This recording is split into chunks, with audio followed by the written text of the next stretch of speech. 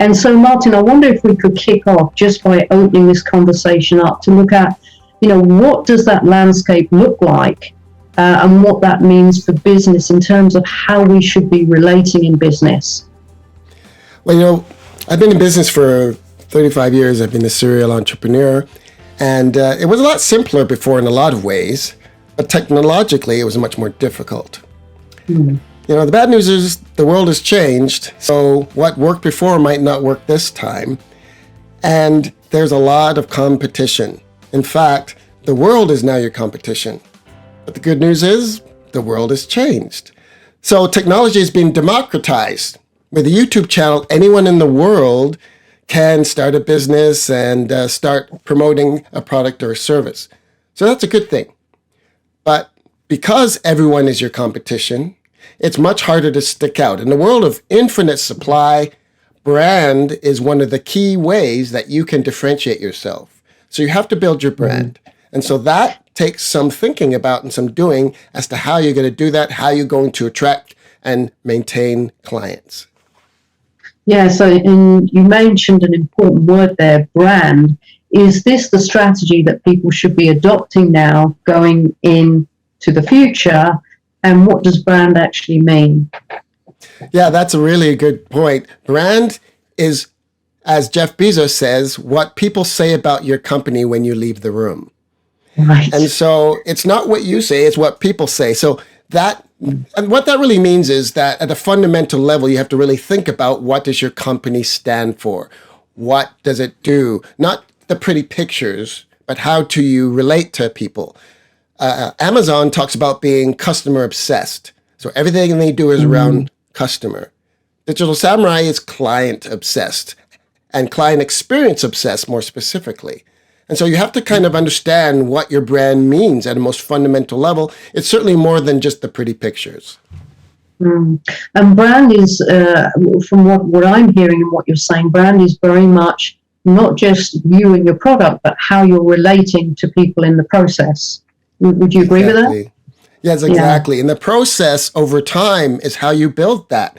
It's a process over time. And everything in business these days is that. In fact, because technology is essentially free and democratized, it's about iterating your process, making better your message and your offer, and increasingly servicing your clients. And so it's a process that takes time and it takes your attention, and specifically, how do you want to be perceived in the world and how do you get there? So you need a strategy to do that.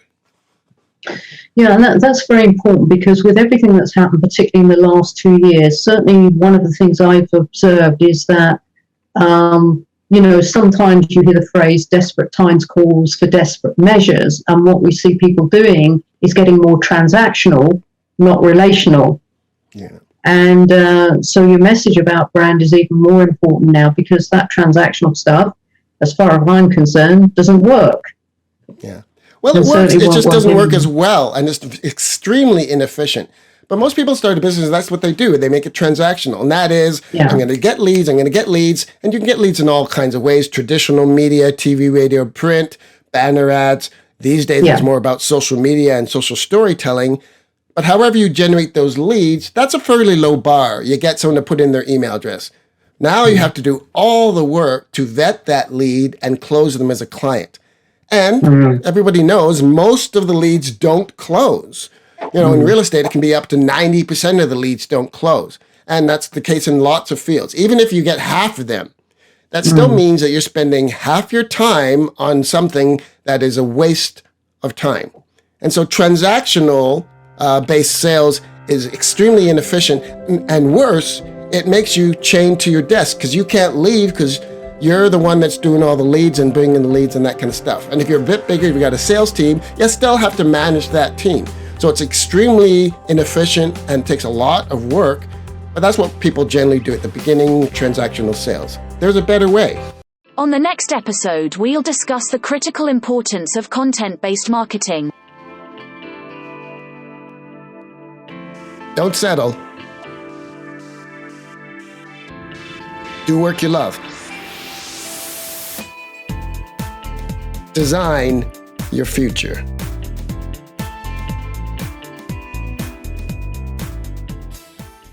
Discover the best way to grow your business. Design your future. Monetize your story. Powered by Digital Samurai.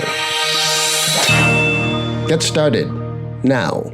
Scan the code or go to designyourfuture.biz.